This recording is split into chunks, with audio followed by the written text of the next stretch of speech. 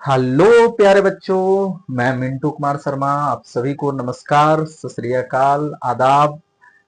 और हम लोग जो है पिछले लेक्चर्स में देखे हुए थे कि एक्चुअल में सर असेक्सुअल रिप्रोडक्शन के टाइप क्या क्या थे, इन सारी चीजों के बारे में हमने पढ़ा था। और पिछले लेक्चर में हमने आपको बताया था कि बाइनरी फिजन होते क्या हैं। यदि आप पिछला लेक्चर नहीं देखे हैं तो आप जाइए और बायोवेदम यूट्यूब चैनल्स पर आप इन प्रीवियस लेक्चर्स को देखिए। आज का जो अपना लेक्चर है वह है लेक्चर नंबर 5 और इस लेक्चर नंबर 5 में हम लोग कवर करने वाले हैं इसको मल्टीपल फिजन्स को। तो सर थोड़ा सा हमें फिजन के बारे में बता दीजिए। तो देखिए, फिजन कुछ और नहीं बल्कि एक असेक्सुअल रिप्रोडक्शन का प्रोसेस होता है जिसमें किसी ऑर्गेनिज्म की बॉडी दो या दो से अधिक इक्वल हाफ्स में डिवाइड होते हैं। और यदि किसी ऑर्गेनिजम्स की बॉडी दो या दो से अधिक यानी टू और more than two equal halves में डिवाइड हो रहे हैं तो इस प्रोसेस को क्या हम कहे थे? फिजन कहे थे। फिर हमने कहा कि सर डिविजन्स की यदि हम बात करें तो डिविजन्स के बेस पर जो है फिजन के जो है हमने दो टाइप्स आपको बताए थे। और फिजन्स के दो टाइप कौन कौन सा था? तो एक था भैया बाइनरी फिजन, दूसरा था मल्टीपल फिजन्स। मतलब किसी ऑर्गेनिजम्स की बॉडी यदि दो इक्वल हाफ्स में डिवाइड हो रहा था तो हम उसे बोल रहे थे बाइनरी फिजन्स, और यदि more than two equal halves में डिवाइड हो रहा था तो उसे हम बोल रहे थे मल्टीपल फिजन्स। फिर हमने बाइनरी फिजन्स पढ़ा। तो बाइनरी फिजन्स में जैसा कि हमने आपको पिछले लेक्चर में बताया कि ऑर्गेनिज्म की बॉडी टू इक्वल हाफ्स में डिवाइड होते हैं। कितने? तो टू इक्वल हाफ्स में डिवाइड होते हैं। कि इस तरह के फिजन को या डिवीजन के प्रोसेस को हमने बाइनरी फिजन्स कहा था। जैसे एग्जांपल्स हमने अमीबा का लिया था, डायग्राम के माध्यम से भी हमने आपको समझाया था मेरे प्यारे। फिर हमने आपको बताया कि कौन से ऑर्गेनिज्म किस प्लेन में अपने बॉडी को डिवाइड कर रहे हैं, उसके बेस पर हमने बाइनरी फिजन्स के फोर टाइप्स आपके बताए थे। और वो फोर टाइप्स इरेगुलर या सिंपल बाइनरी फिजन्स था, लॉन्गिट्यूडनल बाइनरी फिजन्स था, ट्रांसवर्स बाइनरी फिजन्स थे, और चौथा जो था वह ऑब्लिक बाइनरी फिजन्स था। तो इतना सारी चीजें जो है, इतने सारी चीजों को हमने पिछले लेक्चर में कवर किया था। तो आज जो हम लोग कवर करेंगे वह करेंगे भैया अपना मल्टीपल फिजन्स के बारे में। तो मल्टीपल फिजन्स होता क्या है सर, थोड़ा सा इसके बारे में बताइए। तो चलिए इसके बारे में हम लोग जानते हैं। तो कहा जाता है यदि हम किसी ऑर्गेनिजम्स की बात करें तो उन ऑर्गेनिज्म का बॉडी दो से ज्यादा इक्वल पार्ट में डिवाइड हो जाए, दो से ज्यादा इक्वल पार्ट में डिवाइड हो जाते हैं, ऐसे फिजन या डिवीजन को क्या बोलेंगे? Multiple fission. हम इसमें लिख सकते हैं क्या? तो sir it is a type और process of asexual reproduction or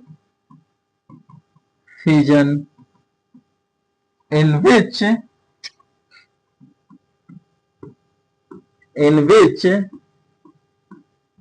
organism body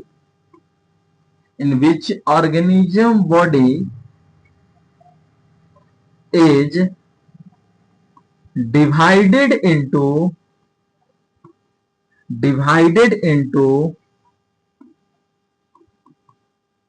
two equal halves, sorry, more than two equal halves are known as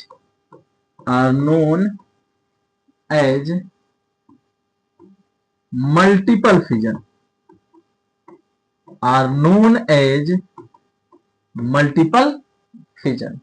हमने कहा मल्टीपल फिजन क्या है? तो सर मल्टीपल फिजन कुछ और नहीं बल्कि असेक्सुअल रिप्रोडक्शन का एक प्रोसेस है जिसमें किसी ऑर्गेनिजम्स की बॉडी की यदि हम बात करें तो वो बॉडी जो है more than two equal halves में डिवाइड हो जाता है। तो यदि more than two equal halves में डिवाइड हो जाएगा तो भैया ऐसे प्रोसेस को हम बोलते हैं मल्टीपल फिजन्स।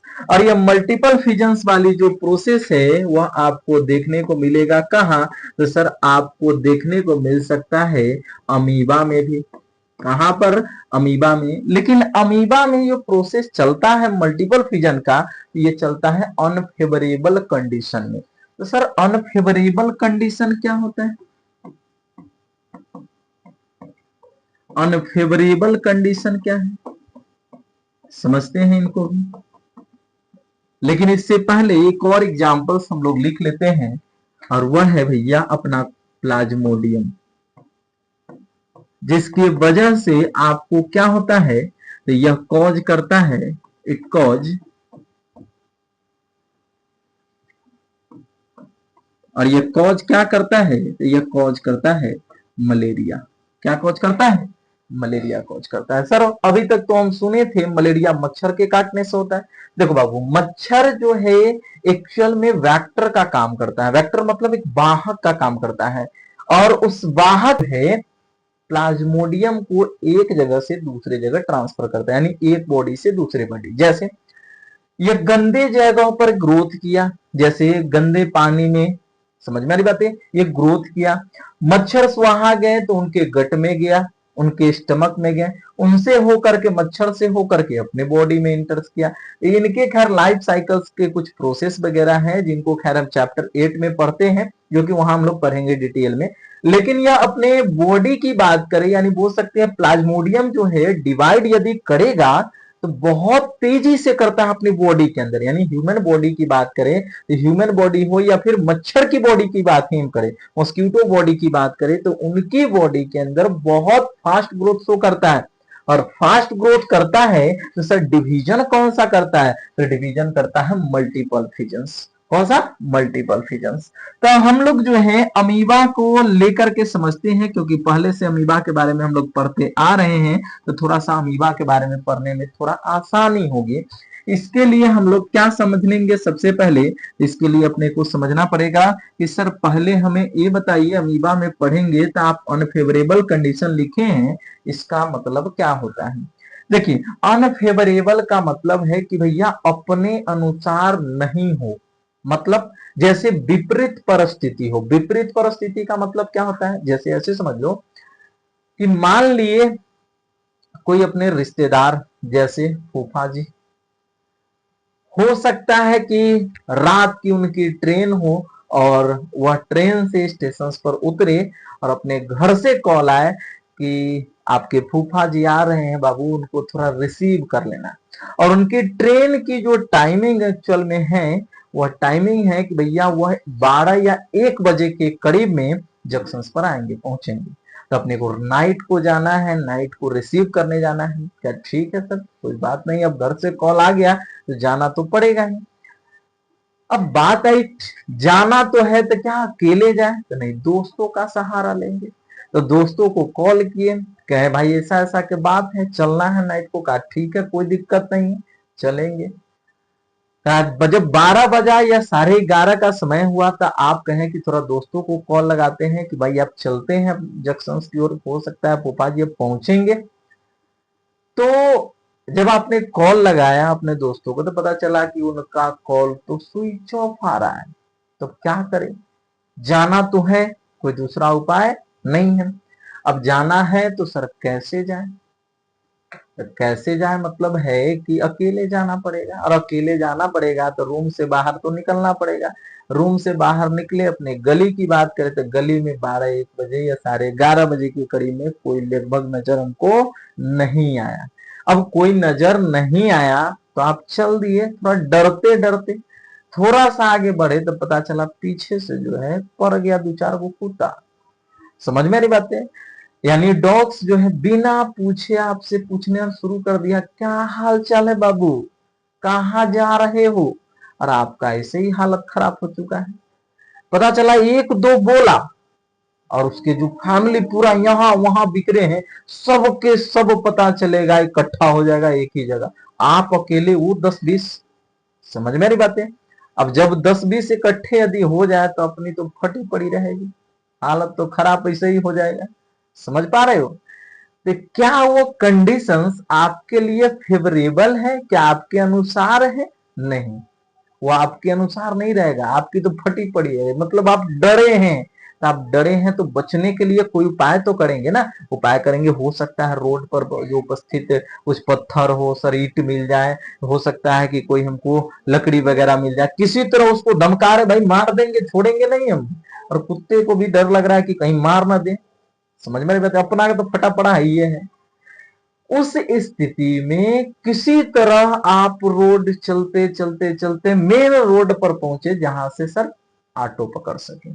अब ऑटो वाले ने भैया मिला तो उस ऑटो में तुरंत बैठे, तब जाकर के उन कुत्तों से जो है अपने छुटकारा मिला। तब ऑटो में पहुंचने के बाद चैन की सांस ली, अब पहुंच गया, थोड़ा सेफ लगा। समझ में आ रही बातें। अब सेफ लगा तो एक बात बताइए, उससे पहले जो अनसेफ जो फील कर रहे थे, वही अनसेफ कंडीशन कौन सा कंडीशन था? अनफेवरेबल कंडीशन था। तो भैया जब अमीबा को अनसेफ महसूस होता है तो यह अमीबा जो है अपने जैसे बहुत सारे अमीबा बनाते हैं। लेकिन अमीबा बनाने के लिए सबसे पहले अपनी बॉडी को तो डिवाइड करेगा कि नहीं करेगा? सर अपनी बॉडी को डिवाइड करेगा तब ना बहुत सारे अमीबा बनाएगा। तो करता कैसे हैं, उन प्रोसेस को चलिए थोड़ा हम लोग समझते हैं। तो चलो पहुंचते हैं अमीबा की ओर, थोड़ा सा समझ में आ रही बातें। तो यहां जो है हम बनाएंगे अमीबा का स्ट्रक्चर, जो कि ऐसे हम पिछले लेक्चर्स में भी आपको बना करके बताए थे। और एक चीज हमने आपको कॉमन बताई थी कि अमीबा का जो शेप होता है वह रेगुलर नहीं होता है। इसके अंदर जो दिख रहा है ये गोला, जो हमने कहा था पिछले लेक्चर में कि किसी दूसरे ग्रह से आया है, एक दूसरे ग्रह का कुछ और नाम नहीं बल्कि इसका नाम हम दिए थे न्यूक्लियस। एक्चुअल में मान मत लेना कि दूसरे ग्रह से आया है, इस सेल का भाई समझो ब्रेन है। न्यूक्लियस जो है सेल का क्या है? ब्रेन है। किसी भी बॉडी का स्ट्रक्चर यदि बनता है तो न्यूक्लियस में प्रेजेंट जो डीएनए है उसी के बेस पर बनता है, मतलब इसी न्यूक्लियस के अंदर डीएनए प्रेजेंट होता है। समझ में नहीं बातें। खैर सर इस न्यूक्लियस के बाहर क्या है? सर इस न्यूक्लियस के बाहर जो है प्रेजेंट होता है साइटोप्लाज्म। क्या प्रेजेंट होता है? साइटोप्लाज्म। जब अमीबा को लगा अनसेफ, जब अमीबा को लगा अनसेफ तो अमीबा ने किया डिवीजन। लेकिन अनसेफ लगता है तो सर अनसेफ वाले कंडीशन को भी तो कुछ बोलते हैं। हाँ सर अनसेफ वाले कंडीशंस को बोलते हैं अनफेवरेबल कंडीशन। अरे कौन सा कंडीशन प्यारे? तो अनफेवरेबल कंडीशन। तो during unfavourable condition, during unfavourable condition, थोड़ा सा शॉर्ट में लिख देते हैं, during unfavourable condition. Unfavourable conditions में यह अमीबा क्या करेगा? तो अमीबा सबसे पहले अपना शेप चेंज करेगा। अमीबा सबसे पहले क्या करेगा? अपना शेप चेंज करेगा। सर कर दिया तो कैसा दिखेगा? खैर देखते हैं। During unfavourable condition changes body shape and formed triple layered structure। और जैसे स्ट्रक्चर को हम लोग क्या बोलते हैं, तो इस स्ट्रक्चर को बोला जाता है, तो सर इसको बोला जाता है सिस्ट। और सिस्ट के बनने के प्रोसेस को बोला जाता है इंसिस्टेशन।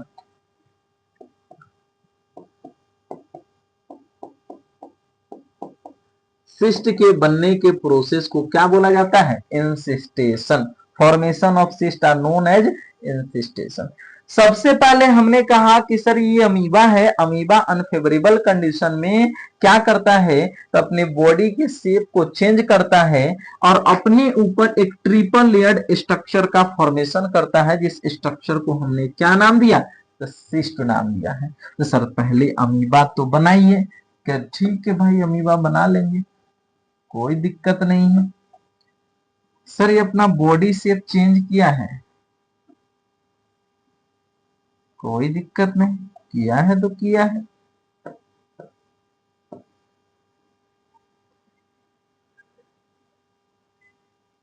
देखो यहां हमने कहा अमीबा की बात करें तो अमीबा ने अपना बॉडी शेप चेंज किया है। अपना बॉडी शेप चेंज करने के बाद कुछ इस प्रकार से जो है यह दिखना शुरू हो गया है।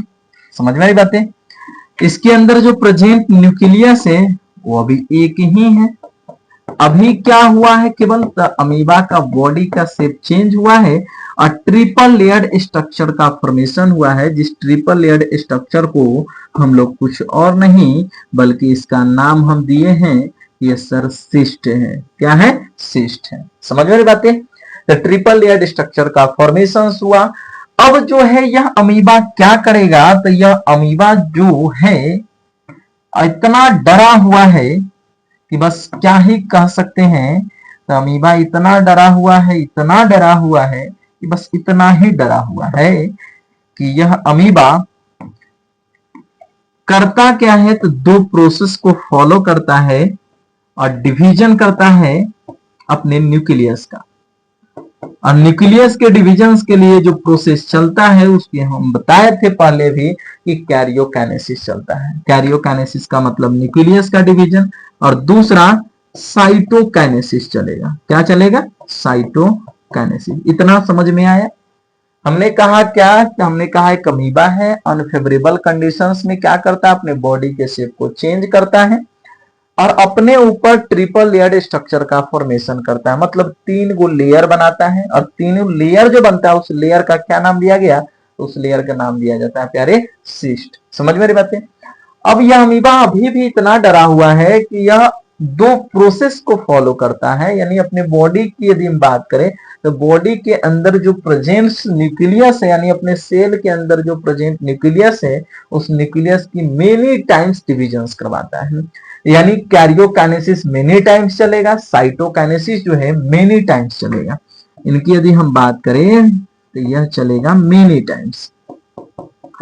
तो कहा गया सर यदि चलेगा कैरियोकाइनेसिस और साइटोकाइनेसिस, यदि कैरियोकाइनेसिस और साइटोकाइनेसिस यदि चलता है तो सर न्यूक्लियस की संख्या एक ही रहेगा कि बढ़ जाएगा? तो सर न्यूक्लियस की संख्या तो एक नहीं रहेगा, क्योंकि न्यूक्लियस की संख्या बढ़ जाएगा। न्यूक्लियस की संख्या क्या हो जाएगा? तो बढ़ जाएगा। तो सर न्यूक्लियस की संख्या पहले एक था, अब जो है बहुत सारे हमको दिखाई देना शुरू हो चुके हैं। कहा गया इसी दौरान देखा गया कि क्या चला है, तो सर साइटोकाइनेसिस भी चला है।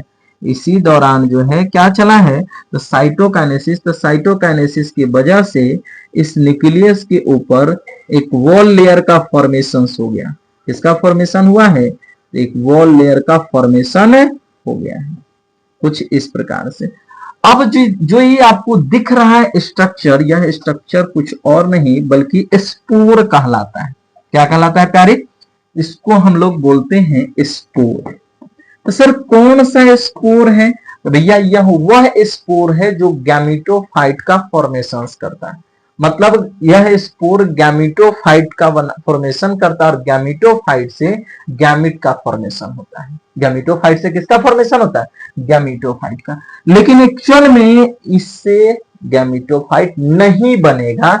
मतलब यह केवल दिलासा दिला रहा है, मतलब यह झूठा बोल सकते हैं कि यह दिखावा कर रहा है कि हम जो है गैमेटोफाइट बनाएंगे, लेकिन यह एक्चुअल में खुद ही डेवलप्स होकर के एक बॉडी का फॉर्मेशन कर देगा। समझ में बातें?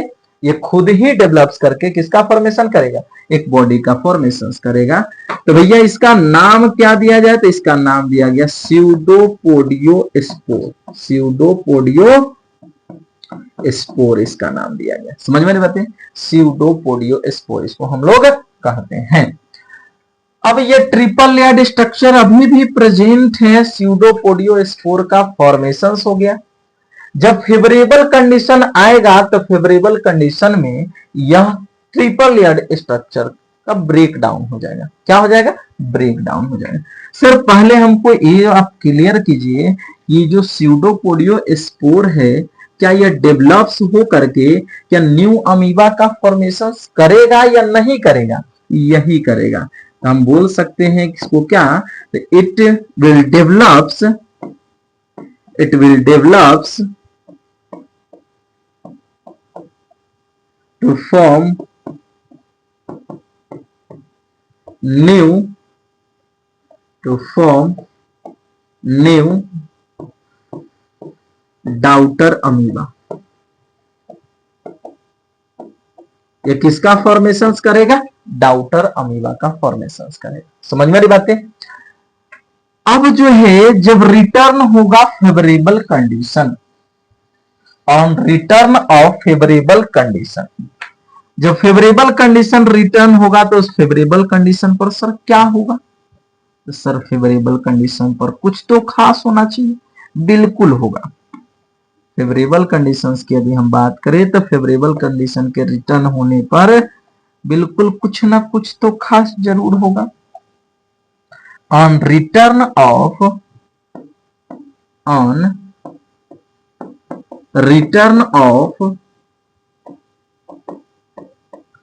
Favourable condition, on return of favourable condition, जब फेवरेबल कंडीशंस आएंगे तो क्या होगा?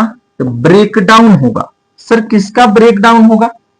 सर ब्रेक डाउन जो होगा वह होगा एक्चुअल में सिस्ट का। यानी हम बोल सकते हैं ब्रेक डाउन ऑफ सिस्ट। और सिस्ट का टूटना एक्सिस्टेशन कहलाता है। एक्सिस्टेशन कहलाता है। हमने कहा ये ट्रिपल लेयर्ड जो स्ट्रक्चर बना हुआ था, इस ट्रिपल लेयर्ड स्ट्रक्चर जिसे हम बोल रहे थे सिस्ट, ये सिस्ट अब ब्रेक डाउन करेगा। तो सर ब्रेक डाउन यदि होगा तो क्या ये स्पोर बाहर आएंगे कि नहीं आएंगे? स्पोर तो बिल्कुल आएगा भैया। ब्रेक डाउन जब होगा तो स्पोर तो पक्का बाहर आएंगे। समझ में आ रही बातें? स्पोर जो है पक्का बाहर तो आएगा। तो सर इस स्पोर का नाम हम लोग क्या दिए थे? तो इस स्पोर का नाम हमने दिया था स्यूडोपोडियो स्पोर। क्या नाम दिए थे? स्यूडोपोडियो स्पोर। सबसे पहले हुआ क्या? तो सबसे पहले हुआ ब्रेक डाउन किसका? तो सर सिस्ट का। सिस्ट का हो गया ब्रेक डाउन।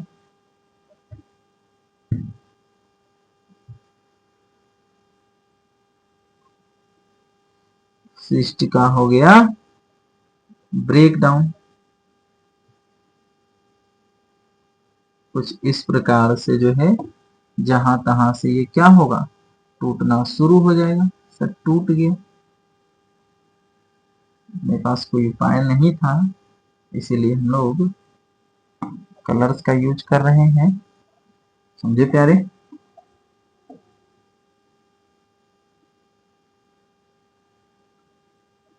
सर जब सिस्ट टूटा है तो क्या इसमें से स्पोर बाहर आएंगे?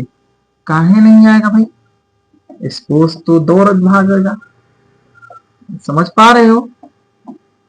कुछ इस प्रकार से स्पोर जो है वो बाहर भागना शुरू हो जाएगा। तो स्पोर का बाहर निकलना कहलाता है लिबरेशन ऑफ स्पोर। क्या कहलाता है? Liberation of spore. सुनो, एक्चुअल में बात क्या है? एक्चुअल में बात ये है, हटाओ ना, तेरा ध्यान देता हूं, धुआं ज्यादा लग रहा है, हटाओ। एक्चुअल में बात यह है कि हमने कहा यहां जो डिविजन्स का प्रोसेस जो चला है वो सर कौन चला है जिसकी वजह से बहुत सारे स्यूडोपोडियो स्पोर बने हैं? तो यहां जो डिविजन्स का प्रोसेस चला है वो कुछ और नहीं, वह चला है मल्टीपल फ्यूजन। मल्टीपल फ्यूजन चला है। क्या चला है? Multiple fusion. समझ में नहीं बातें? कुछ इस प्रकार से जो है आपको देखने को मिलेंगे। अरे दिख रहा है या नहीं दिख रहा है जी? समझ में नहीं बातें? तो हमने कहा मल्टीपल फ्यूजन्स क्या है, तो मल्टीपल फ्यूजन्स कुछ और नहीं बल्कि सेक्सुअल रिप्रोडक्शन का एक प्रोसेस है, एक टाइप है, जिसमें किसी ऑर्गेनिजम्स की बॉडी दो या दो से अधिक पार्ट में डिवाइड्स हो जाते हैं। समझ में नहीं बातें? और डिविजन्स होंगे तो सभी पार्ट इक्वल होंगे। जैसे यहाँ जो स्पोर बना है सभी के सभी स्पोर एक जैसे होंगे, और यही स्पोर डेवलप्स करके किसका फॉर्मेशन करेगा, यही स्पोर डेवलप्स होकर के एक न्यू डाउटर अमीबा का फॉर्मेशन करेगा। समझ में बात है? इस प्रोसेस को क्या बोला जाएगा, तो इस प्रोसेस को बोला जाता है मल्टीपल फिजन्स, जो कि ऑब्जेक्टिव के अनुसार, अब आपके एमसीक्यू क्वेश्चंस की बात करें तो एमसीक्यू क्वेश्चंस में पूछा जाता है कि सर अनफेवरेबल कंडीशंस में अमीबा कौन सा डिवीजन शो करता है, तो वह डिवीजन करता है मल्टीपल फिजन्स। और जब फेवरेबल कोई कंडीशंस का जिक्र ही नहीं करे तो वहां चलता है बाइनरी फिजन्स। समझ में आ रही बातें? प्लाज्मोडियम की बात करें तो प्लाज्मोडियम कौन से डिवीजन को शो करता है, तो प्लाज्मोडियम डिवीजन जो शो करता है उसका नाम है मल्टीपल फिजन्स। समझ में आ रही बातें? तो ये आपको देखने को मिलेंगे। तो आज के लिए जो है इतना ही, बाद बाकी अगले लेक्चर्स में हम लोग कवर करेंगे क्या बॉडिंग क्या होता है, दूसरा फ्रैगमेंटेशंस क्या होते हैं, अगला स्पोर फॉर्मेशंस क्या होता है। इसी प्रकार से प्यारे मेरे हंसते रहिए, मुस्कुराते रहिए और पढ़ते लिखते रहिए और नोट्स बनाते रहिए। आप सभी को धन्यवाद, थैंक यू। चैनल को सब्सक्राइब करके जाइए यदि अच्छा लगा तो।